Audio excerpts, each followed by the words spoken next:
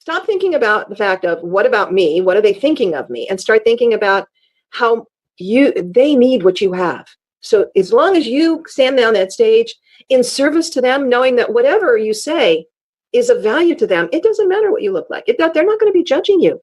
They're not going to be measuring you on how good a speaker you are. What they really want to hear is, how can I learn from this person? So as long as you're doing that, then you should have no fear about standing on a stage. You'll get better and better and better the more you do it.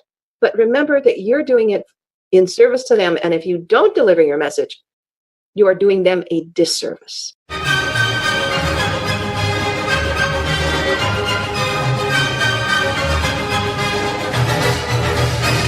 So you're a smart business committed to innovation, to service and to modern marketing. And you're asking, what's next? Wondering how you can become even more innovative. My name is Jürgen Strauss from InnovaBuzz, and this is the InnovaBuzz podcast, where we share all kinds of tips, advice and interview guests on all things innovation and leadership in modern marketing. Hi innovators, it's great to be back with another episode. I hope you've had an awesome week so far. I trust you enjoyed our most recent interviews with Steve Glaveski, author of Employee to Entrepreneur, and Tom Vergas of Cultural Synergies. I'm really excited to have on the InnovaBuzz podcast today as my guest, Jackie Lapin, who has worked with thousands of transformational leaders, authors, practitioners, speakers, and messengers, guiding them through their journey to their next followers. For the past 12 years, her internationally acclaimed conscious companies have been providing PR campaigns, radio media tours, and speaking engagements to support the growth and revenue of changemakers. Today's episode is brought to you by the Transformational Marketing Hub, where you'll find a host of free and exceptionally useful information to help you transform your marketing. You can access the Transformational Marketing Hub by visiting innovabiz.co/VIP. Now, you might not yet have an account, but don't worry, just click on the blue Take a Peek Inside button. As I said, it's free and exceptionally useful, so go check it out. In our discussion today, Jackie talked to me about getting booked to speak and the resource you need in place for that. We talked about how focusing on serving your audience helps overcome any fear of speaking on stage. And we talked about focusing on the outcome to enroll, engage, and inspire an audience. Without further ado then, let's fly into the hive and get the buzz from Jackie Lapin.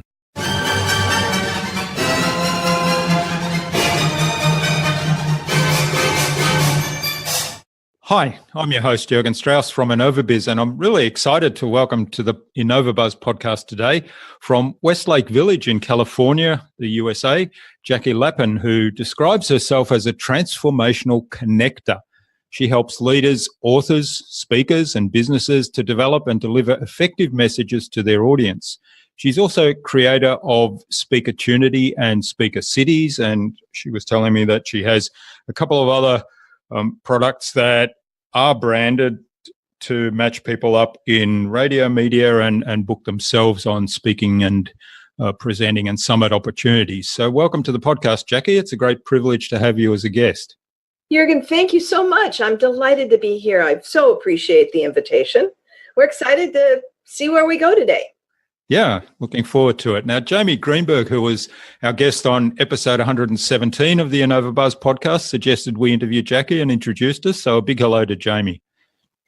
Jamie's a delight. Thank you, Jamie.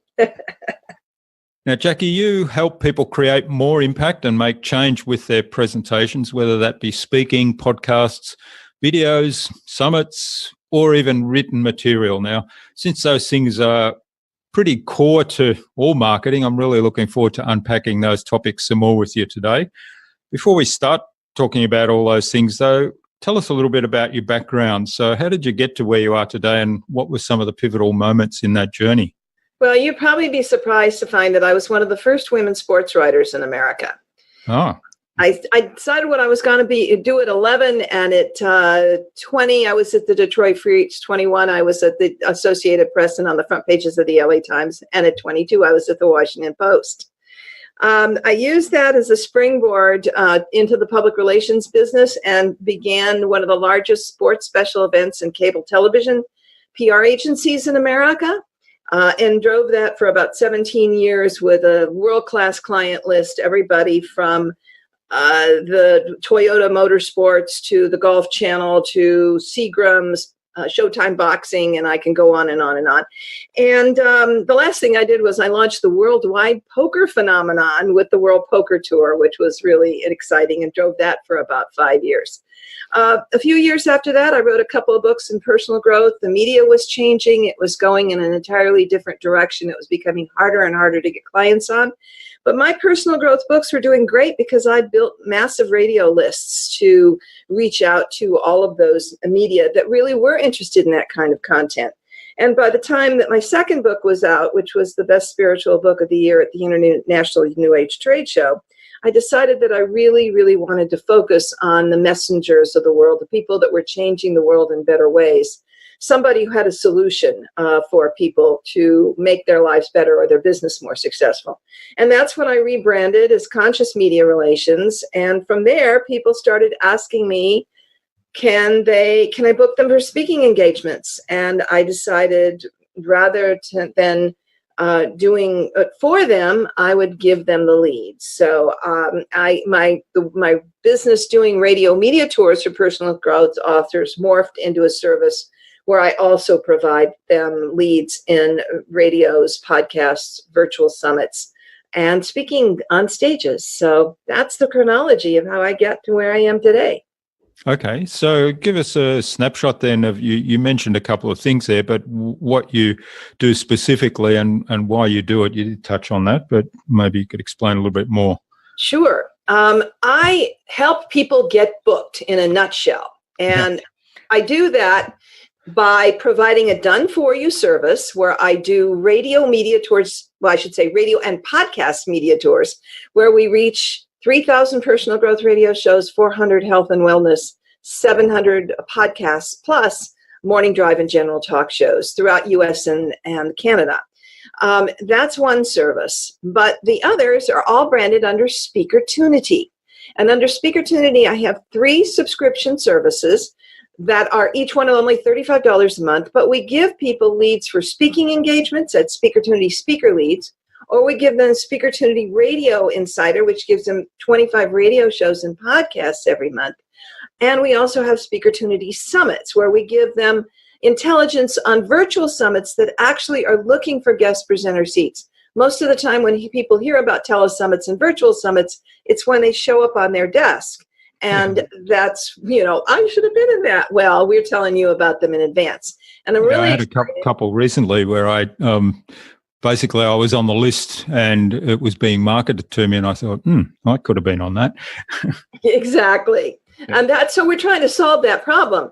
And then the most exciting new development is that we're creating massive lists of speaking contacts in individual markets. It's called Speakertunity Cities. And that gives people thousands of different contacts in individual markets. For example, Los Angeles is 1,400, and Orange County, Long Beach, California is 1,300, and San Diego is 950. And we're working on the Bay Area ones, and I know each one of those are going to be well over 1,000. So it makes it easy to people to get out and get on stages without having to do any of the research. And that's so mind-numbing. We're just taking all of that effort out of it and making it easy for people to connect and get booked. Mm-hmm. So the speaker, is it Speaker City? It's Speakertunity Cities. So your members have access to a database of contacts with some information about those so that they can then decide that that's an appropriate forum for me to speak at and this is the person I contact. Exactly. We give them the name, the phone number, the email, a description of the opportunity, and a link to it, and if there's a link to a submission link as well. And these are all meetings, venues, and associations. It's basically grassroots. Our Speakertunity Speaker Leads product is a little bit different, and that has contacts all over North America, and it skews to the personal growth leader, and that gives them events as well, TEDx's and spiritual centers and meetings and conferences, conventions, lifestyle events, book presentation-friendly bookstores, and a web and a private Facebook group with immediate calls for speakers. So they're a little bit different. Speakertunity Speaker Leads is all over the place. Speakertunity Cities is geocentric.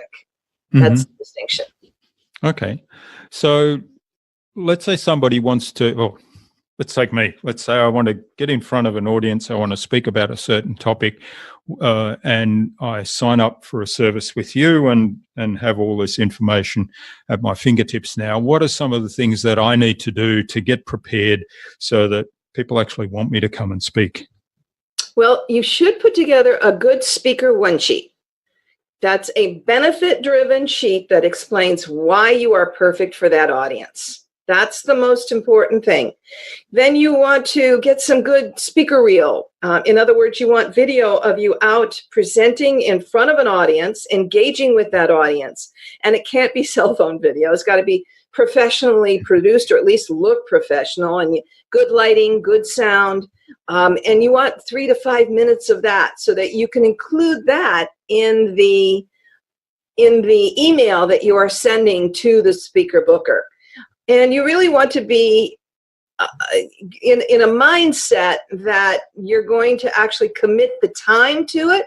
One of the problems with most speakers is that they say, I'll do it when I finish with everything else on my desk this week.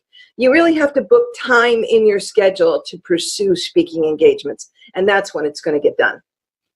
Yeah, it's interesting, isn't it, that when we focus on something and commit time to it, things happen. But if you kind of say, I'll get to that when I've done all the other things, then it's unlikely to really happen. Exactly. Yeah. So particularly with something like the video reel, what would your advice be to somebody that's just starting out? Well, there's a couple of ways you can do it. You can get it done at a Toastmasters, but you can go find one local speaking event that you've attended before, so you know what the lighting is like, you know how many people there, you have some idea. Get yourself booked at that place, and you can either hire somebody to come and do your video, or if you end up at an event that already is taking video, then see if you can purchase a portion of that just for yourself. Either one of those are options. And there's also, occasionally you might be able to find, sometimes there are video showcases for speakers where 30 speakers come together and everybody gets 10 minutes on the stage in front of video. And that way you have an automatic audience that's supportive of you, and the video gets done right there, and that's done for a fee. So that's another video showcase is a great way to get it done. That's a good suggestion. I wasn't aware of those video showcases. All right. Now you also, one of your books is called The Art of Conscious Creation, and you talk about practical conscious creation. And as far as I can tell, this is all about putting together content. So what steps do you advise people go through in order to put together meaningful content for their audience? Well, I think, and just to be clear, I think my books are a little bit more on how to be a conscious creator, in other words, an effective manifester. But that also speaks to the idea of creating the content. The first thing and the most important thing is to really be authentic and from your heart. You want to present something that you know from your experience and that you have succeeded in doing on behalf or in service of others, and you want to then teach that to other folks. And so you need to burrow deep down to see what it is that you have in terms of knowledge and wisdom that maybe is not everybody else is doing, and put your own special spin on it and come forward in an authentic way. And there are lots of ways to, lots of teachers out there that, like yourself, that basically have effective methodologies. But the most important thing is that you don't try to copy other people. You want to be yourself when you're putting yourself out in the world. I do a lot of videos for all of our web pages, and we do them right here. But they're done in a way that I feel like I'm talking to one individual out there, and that's a really important factor. You're not speaking to the audience. You're speaking to one icon that you've created in your mind, whether that's a single mom who's struggling financially, or a business executive that's trying to go to the next level, or somebody that's having financial issues because they've not been able to get off the job train and they want to get and become an entrepreneur.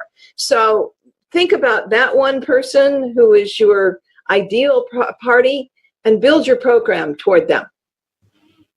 Yeah, I love that. We take a lot of, or speak a lot in our marketing about getting really clear who the audience is, who the ideal client is, and making sure that you are talking to them. So that's really good advice. And I think that's one of the core things that you can do in any putting together any content, whether it's a training or whether it's a blog post, podcast, or a speaking engagement. Now, you touched on copying other people, and what came to my mind as you were, just before you said that, in fact, was the question of modeling from others, modeling from people that have had success in the area that you're trying to be successful in, and then balancing the modeling part with being yourself and being authentic rather than just copying that person. Do you have any thoughts on that?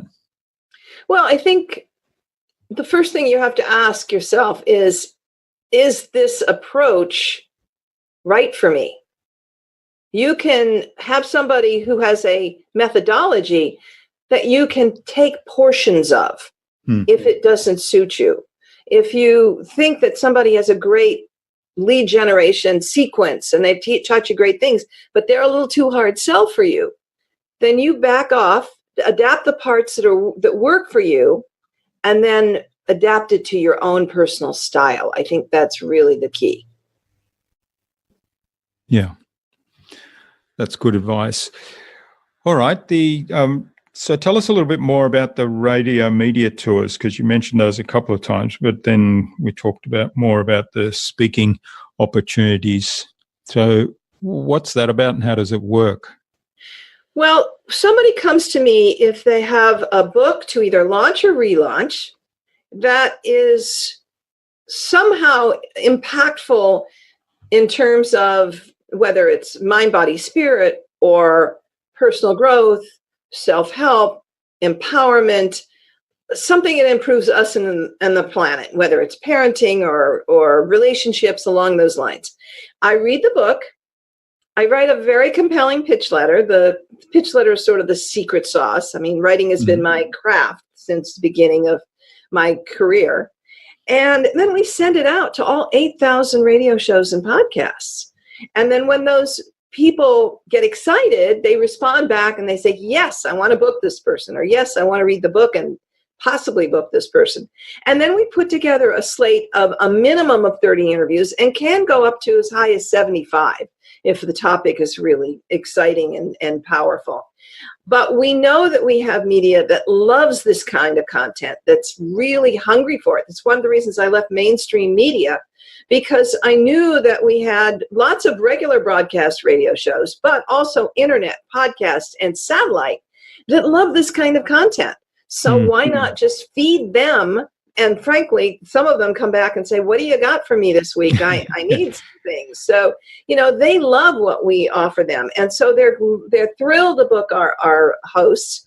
And I either do the media kit for them or give them templates that they can do their own media kit. And the programs, we do them for everybody in our space. We do them for authors of Hay House and Simon & Schuster and Sounds True, and New World Library, HCI Books, the people who did Chicken Soup for the Soul. So even the publishers themselves will say, you need to go out and do your own publicity. And this is an easy way to do it, because the publishers themselves today don't have the manpower and the time to do such an extensive campaign, or they're doing a smaller version of this. And they really love the fact that we so saturate the marketplace. And so we make it really easy on somebody to connect with their audience. And as I tell people, we can give them hundreds of thousands, if not millions of ears to change lives. And maybe sell a few books. Yeah. Yeah. So I like that you're really focused on serving people that are dedicated to service to others and changing the world. And I think part of the key to successful business is being a niche provider, knowing exactly who you serve and not trying to serve everyone. And so we know our audience. So when somebody comes to me and says, and they're talking a certain kind of jargon in this area, they don't have to explain it to me. I understand the essence of getting it out to this kind of an audience. So that's one nice thing of being a niche provider. And the fact is, when you go to look online and you're looking at conscious media or mind, body, spirit media or conscious business media, the likelihood is that I'm going to come up first in the SEO, because we are such a niche provider. So Conscious Media Relations, which is that brand that we do all the radio media tours under, if you're looking for what we do, we're the first ones you're going to see. And you can't do that if you're trying to be a generalist. Yeah. Yeah, well, there's great advice in that, really focusing on your niche. And most people, when they first start in business, are kind of scared to do that because they have this fear of missing out, right?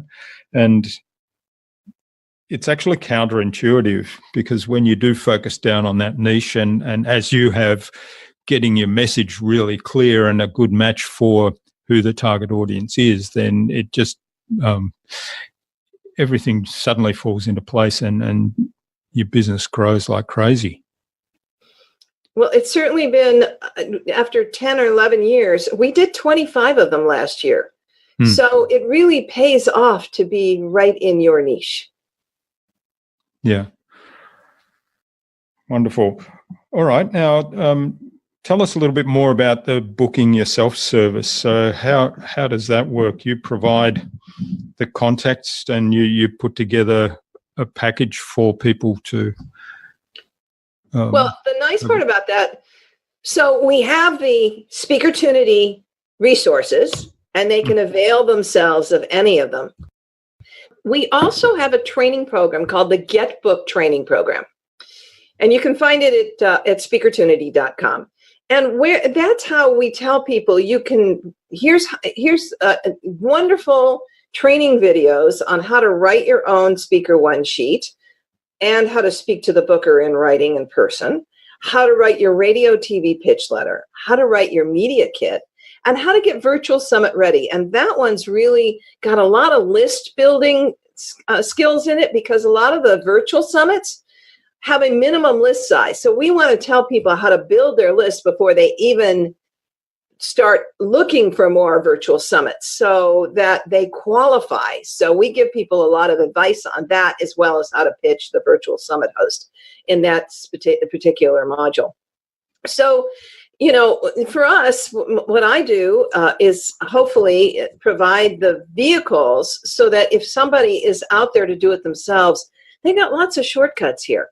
They don't have to feel like they're out there on their own. And if they do the full Get Book training program, I actually will look at all their materials that they create and make changes and guide them and give them some direction on which are the best things to say and how to say them and where they should be sending those pitches. So we love to support people so we can get them on the road to getting booked and get out. And how do you identify virtual summits for people to get on? Do you have a list of virtual summits? How do you keep track of when people are putting those on? Myself and my team, we have sort of a network of people that we go to as we get ready to do every month's summit. We put them out on the first of every month. So about this time of the month, we start making the rounds of those people who know that their communities members of their communities are putting on summits, or we go to individual people, and we also keep a list of summits that come up every year, and we go back out to those people and say, hey, are you getting ready to do your summit this year? And then we also track a certain number of Facebook groups and things like that. So we're literally on the hunt for them, and we encourage people who have virtual summits coming and they are looking to get guest presenters to reach out to us. So that's word of mouth helps a lot. Yeah, I was just going to ask if somebody's putting on a virtual summit, because a lot of what you mentioned there would be ones that repeat and might repeat annually. And so once they're on your radar, I guess you follow up at an appropriate time frame in a way that you might be able to get speakers booked on that summit rather than find out about it when it's all set up. Mm-hmm. But the people kind of putting on a summit for the first time, how do they get in touch with you? They can go to speakertunity.com/submissions, and that's our submissions page. Makes it really easy. Tells them exactly what we need to know. Yeah. And they can also tell us if they have a podcast.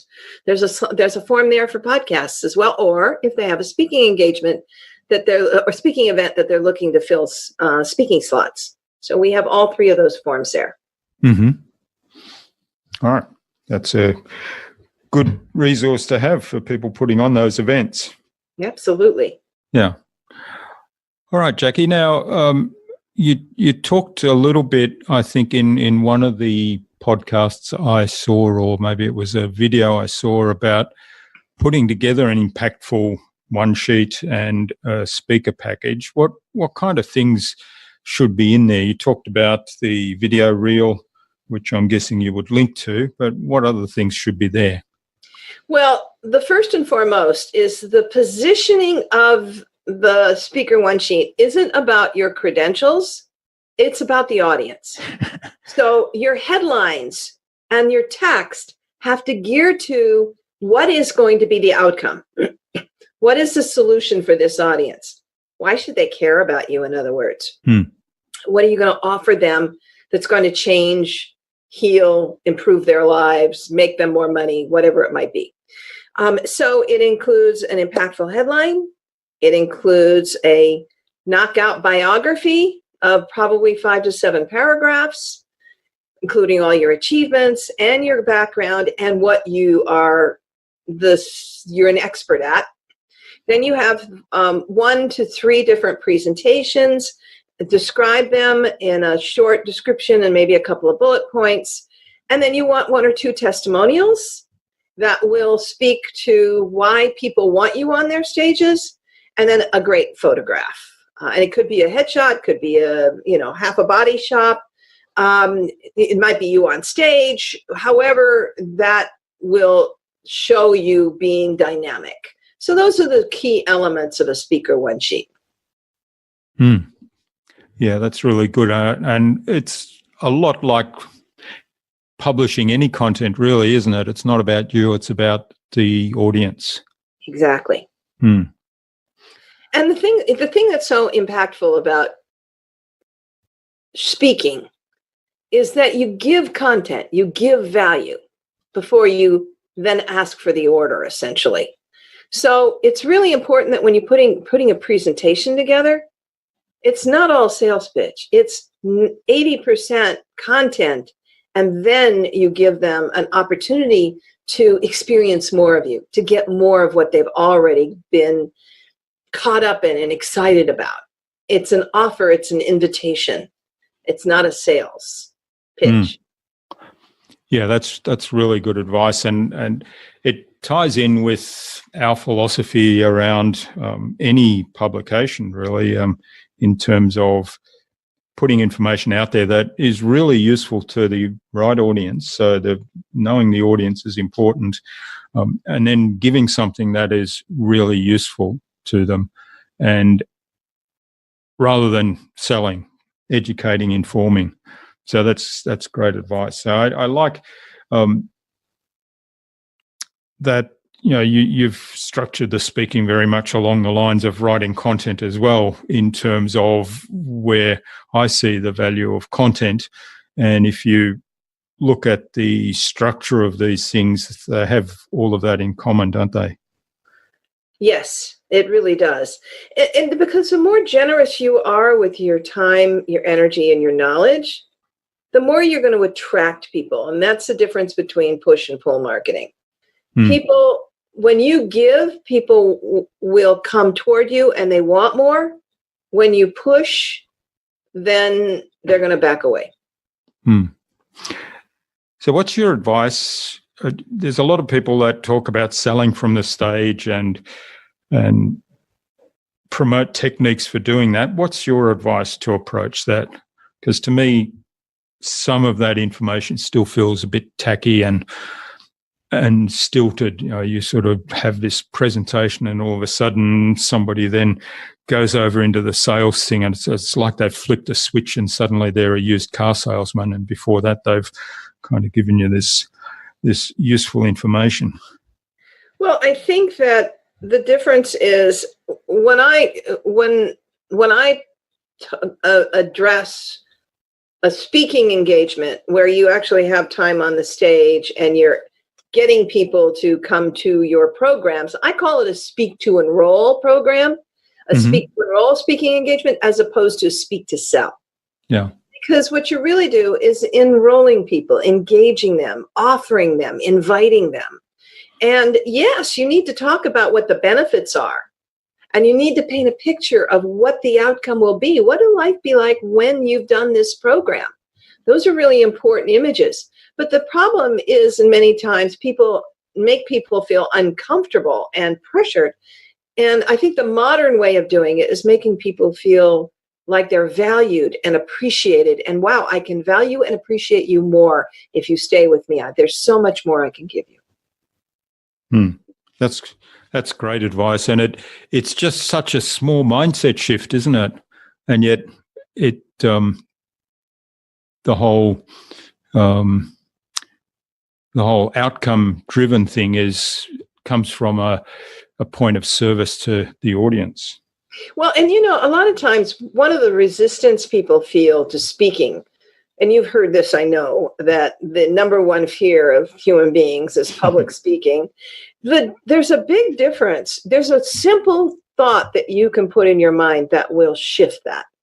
And that's when you're standing on stage, it is not about you. They don't care what you look like, how you deliver, whether you stutter. What they really care about is what can you give them that's going to be that's going to be changeable for them. So stop thinking about the fact of what about me? What are they thinking of me? And start thinking about how they need what you have. So as long as you stand on that stage in service to them, knowing that whatever you say is of value to them, it doesn't matter what you look like. They're not going to be judging you. They're not going to be measuring you on how good a speaker you are. What they really want to hear is, how can I learn from this person? So as long as you're doing that, then you should have no fear about standing on a stage. You'll get better and better and better the more you do it. But remember that you're doing it in service to them. And if you don't deliver your message, you are doing them a disservice. Yeah. That is such a powerful mindset shift. And I guess in some ways a really simple mindset shift too, but people have really struggled to understand that. I've heard a few people say this now recently, that let's say you're in a situation, you get up on stage and you think, am I wearing the right clothes? Or does my voice sound good, or whatever it is you're worried about yourself, that nobody else worries. So you spend all this time worrying about how you look, how you sound, whatever it might be. Nobody else worries about it at all. So you're kind of wasting all that energy on something that nobody else cares about. And it's exactly what you say. The audience is interested in, what are you going to do for me? How are you going to change my life? How are you going to make me feel better today? Exactly. And as long as you do that, then you're off to a good start, and you can always get better. But at least you know that you've made a contribution, and that's what you're there to do. Yeah. Yeah, that's wonderful advice. So I often hear people say exactly what you mentioned earlier about this fear of public speaking. And when you explore that a little bit more, it's really about themselves. And you say, well, you have this wonderful knowledge and information to share, and aren't you duty bound to share that? And if you focus on that, it just changes everything. Absolutely. All right. Now, so just coming back again on focusing on the outcome in that presentation, focusing on the outcome, and then you talked about enrolling, engaging, and inviting. And how do you set that up right from the beginning? Because essentially, to be able to deliver a really impactful speech or message, you want to be doing that right from the moment you step on stage, right? Well, and the first thing that you do is you thank the person who gave you the stage, and you give them an impactful opening. And then you simply say, I have something for you at the end of this that I think is going to be meaningful for you. Would it be okay if I offer that today? And by and large, they say yes. Oh, yeah, no problem. And that opens the door. That levels the playing field. They know that there's an offer coming at the end. And then you go into your presentation. And one of the keys to a good presentation is telling me your story. You want them to understand that you've been through this too. And here's how you got to where you are. You've acquired this hard-earned knowledge by the school of hard knocks. And now you've got an answer. And if you can do it, then they can do it. So you create that identification with the audience, make them feel comfortable, feel them that, wow, this person has been through what I've done. You created the relatability. And as you're doing it, then you show them that you do know what you're talking about by giving them this wisdom and this content. And then they're ready. Then they're ready to hear, okay, so how can I get what you've just been through? How can I get a shortcut? How can you guide me through these narrows? And so that's really the way that you can structure a presentation that will make a difference. Yeah, that's great advice. So essentially the structure is basically asking for permission up front, telling a personal story which relates to the audience. And of course, the art of storytelling is another topic we could talk about for ages. And then I'm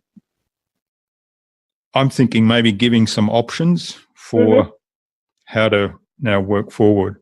Because as you say, if you share your personal story and say, well, look, here's where I started from, here's where I am now, these are all the things I've learnt along the way, and I've made lots of mistakes. So, I'll tell you about my mistakes, because you don't need to make those mistakes to learn from them. You can learn from mine. So that's always a good way to go. Is that how you're thinking? Absolutely. You've defined it perfectly. All right. Well, this is fabulous. Like I say, I could keep talking for ages, and we haven't really touched on the topic of storytelling yet, but I'm conscious of the time. So I think it's time we moved on to the buzz, which is our innovation round for our audience, who are primarily innovators and leaders in their field, with some tips from your experience. So I've just got 5 questions, and hopefully you'll give us some answers that will inspire people to go and do something awesome today. So what's the number one thing you think anyone needs to do to be more innovative? Be courageous and be willing to take risks. The biggest drawback for most people is that they're always looking at the risk and they don't want to venture out. But in order to be innovative, you have to calculate the risk. And if the upside potentially could be greater than the downside, you really have to move forward. You don't want to take risks that are out of bounds, that are reckless, likely to be, failures just because they're so out there. But you want to take the calculated risk and move forward, even if it's just a step at a time. Just taking the willingness, have the willingness to step out and move forward and start seeing what the opportunity is. So I really believe that you have to have the courage to try, even if you happen to have you've held back in the past. You're not going to be able to be innovative unless you really are willing to see what the market wants from you. Yeah, that's great advice. And part of it is trying new things and not worrying about if there's failure or a mistake on the way, not worrying too much about that, but taking that as feedback and a lesson to learn from. And the truth is, you're going to make mistakes. That's it. It probably ain't going to be perfect the first time around. Yeah. But keep trying it. Press a little here, move a little there, try that. And it's all about listening to the feedback, hearing the feedback, and then responding to it. Yeah, great advice. All right. What's the best thing you've done to develop new ideas? Listen to the marketplace. The reason that I have built my businesses is because I'm hearing where there's a need, and I'm listening to that need. People who launch books, they need radio and podcasts. That's what happened when I was building my own. And when I built those lists for myself, I thought, I know 10 other people who are going to need this. When we started Speakertunity, it was because I had a half a dozen clients come to me and say, can you book me for speaking engagements? And while I didn't want to do that, I knew where those speaking engagements were. So I said, well, why not let's just give them the information where they can book themselves. So the marketplace is telling me where to go. It's giving me the hint that there's a request, a requirement.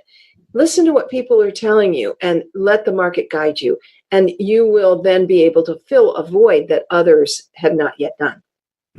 Yeah, that's great advice. And it ties back with what you were saying earlier about really knowing your niche and knowing your target audience. And you said something there about, I had this need and so I thought, well, there's 10 other people I could help with this. So that's often a really good place to start if you've identified something you need yourself and you've built a product or a service around that. Check that out. I'll give you another example, Jürgen. The reason Speakertunity Cities came about was because while we have some loyal people in Speakertunity speaker leads, some of them were leaving because they wanted more in their own market. Some of them were leaving because they wanted something more business-driven than personal growth-driven. Now, I'd be silly to leave that on the table, knowing that that's what they want and I can provide it. Yeah. So that's where we went next. That's great. All right. What's a resource that you use most often? I love Google Docs. And the reason I love Google Docs is it lets me communicate with my entire team. That's how we do our radio media tours, the authors and my schedulers and myself. We can all see what's going on at the same time. And the same thing when my team and I are building some of the Speakertunity Cities lists. And they're in the Philippines. We're all looking at the same materials and we can do it in real time. And I can put a little note saying, move this, change this, add this. It's a very simple, it doesn't cost anything. People think it's low tech for high tech, but frankly, it's transformed our business and I love working with it. Yeah. And one of the really beautiful things about the Google Docs and Sheets and all the associated services that they have is that it's real time, right? So you could have three people working on the same document at the same time, and every change that is made by any one of those three people is updated for all of them. Exactly. And I find the Asanas of the world and the project management things are just way over the top and too complicated. It's just so much easier to do this. Yeah. All right. What's the best way to keep a project on track? By setting deadlines and checking with your team. I have weekly meetings with my Philippine team to say, okay, where are we on this? Let's put more emphasis here. Let's get this done by this date. So if you give people expectations and then check with them along the way, I find that usually keeps them moving forward and staying very close to the deadlines rather than getting off track and all of a sudden you realize, oops, I don't have that, or we're way past deadline. This seems to be the most effective way for me to deal with my team. Yeah, it's really good to keep those communication channels open, isn't it? Mm-hmm. Absolutely. And you asked about tools. I love Zoom. I think Zoom is an amazing gift to the world, and obviously we're recording this on Zoom, and that because I can have a meeting with my Philippine team twice, 3 times a month, and it's like they're right in my backyard, and that way I don't have to worry that a world away things are getting off track. I can look in their faces, I can see if they're really getting it. If somebody isn't really on top of it, I can talk to my team leader and say, we probably need to make a change here, but I can hear it in the conversation that they're not keeping up to the abilities that we look for. So that having Zoom really makes it that much easier for me to keep people on track. Yeah, it's wonderful with these tools like Zoom. I mean, I use Zoom, obviously. Well, it's not obvious to the podcast audience, so we're recording this on Zoom in case you hadn't noticed. But we use Zoom a lot with our team as well, and having that conversation, and even on camera, having meetings across the world. At times we have meetings with people in 5 or 6 different locations, so it's really good. And it's great for new business. When you're having an initial meeting with somebody and they're in Australia, like you are, it's great. You feel like they're right there, and you can get a feel for each other and see if you have that connection. That it really works better visually than by phone. That's right. All right. What's the number one thing anyone can do to differentiate themselves? Find their unique selling proposition. What is it that you do that nobody else does? And if other people sort of do what you do, at least brand yourself in a way or create a methodology that calls yourself out from the crowd. So the most important thing is finding your distinction, and even if it's just a little distinction, and then emphasizing that distinction in a way that makes people realize that you're different from the crowd. Yeah, that's good advice. So I think a lot of people have difficulty with understanding what is unique about them. So what's your approach to helping people identify that? That's a very challenging question, actually, because it's something that I can instinctively see a lot of times that people don't. It's part of my own skill set, is seeing what's unique about somebody, even if they don't see it. But one of the ways that, because I do a lot of branding for my clients as well, I do a coaching program. I brand people for this space.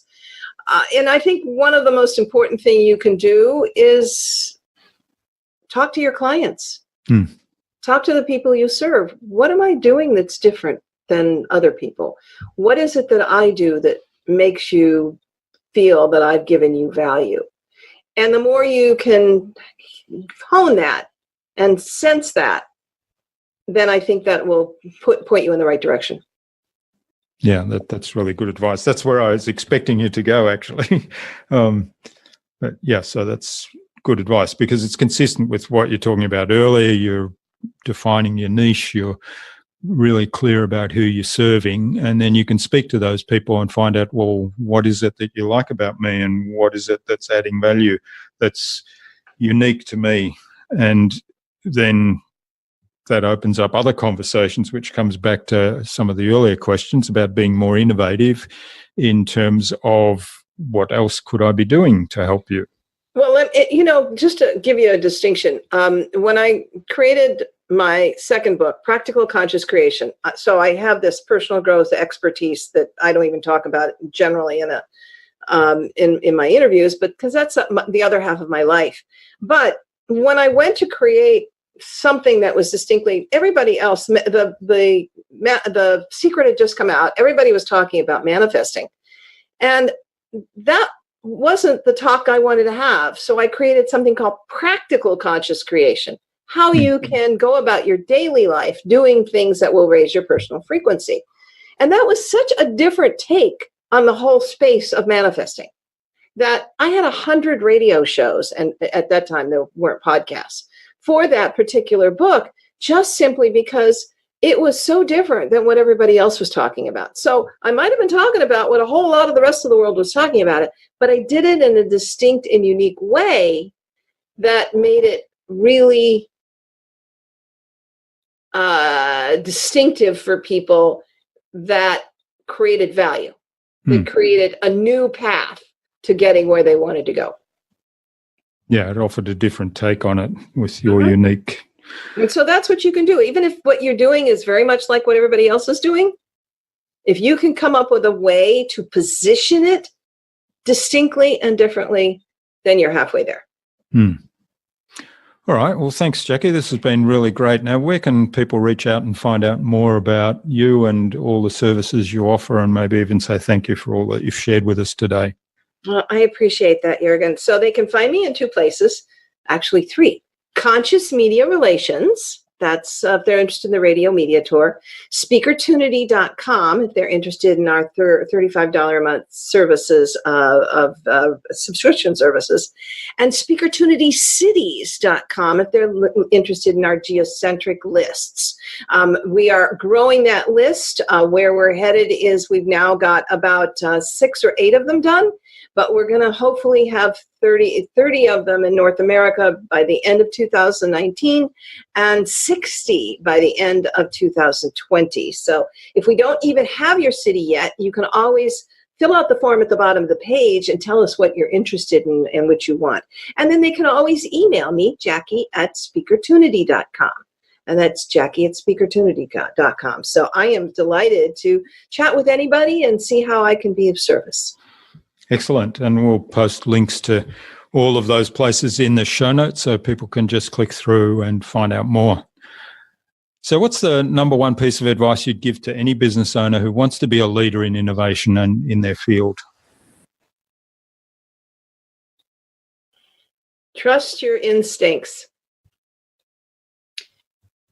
If you really listen to what's going on in your heart and your instincts and what the information that is coming to you, your knowingness, you'll know that you're called to be different, and you will find that distinction and that difference.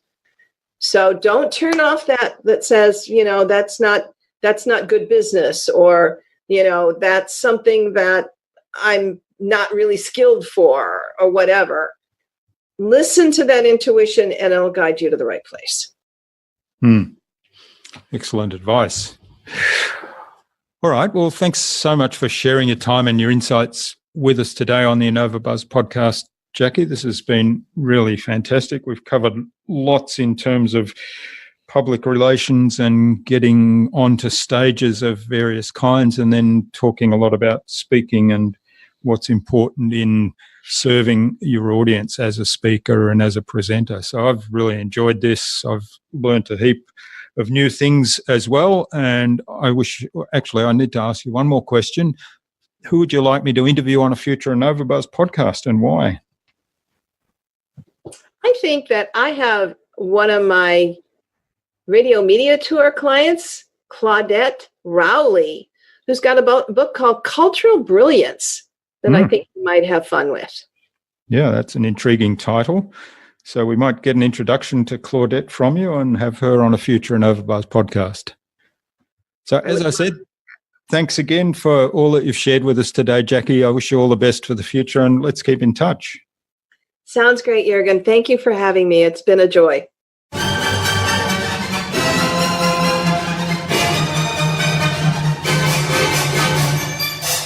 I hope you enjoyed that engaging and inspiring conversation with Jackie and, like me, learned from what she shared.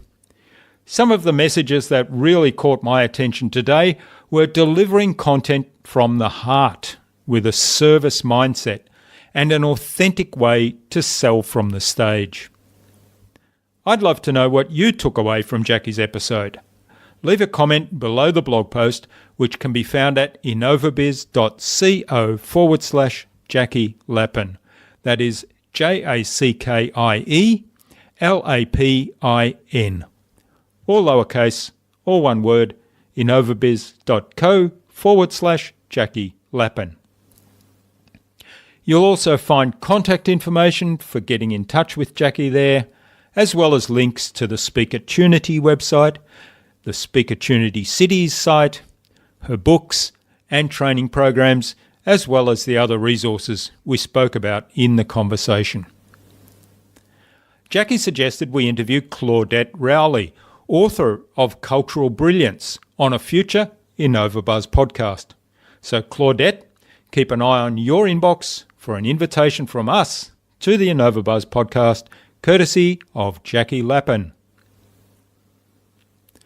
Remember to visit innovabiz.co/VIP to access the Transformational Marketing Hub and all its free and exceptionally useful information to help you transform your marketing.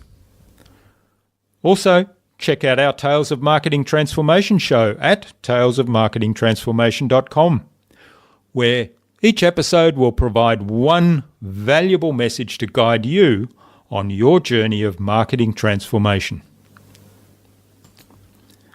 Tune in again next week to the InnovaBuzz podcast, where we've got more fantastic guests lined up, including Rob and Kennedy from Response Suite and Sean D'Souza of Psychotactics.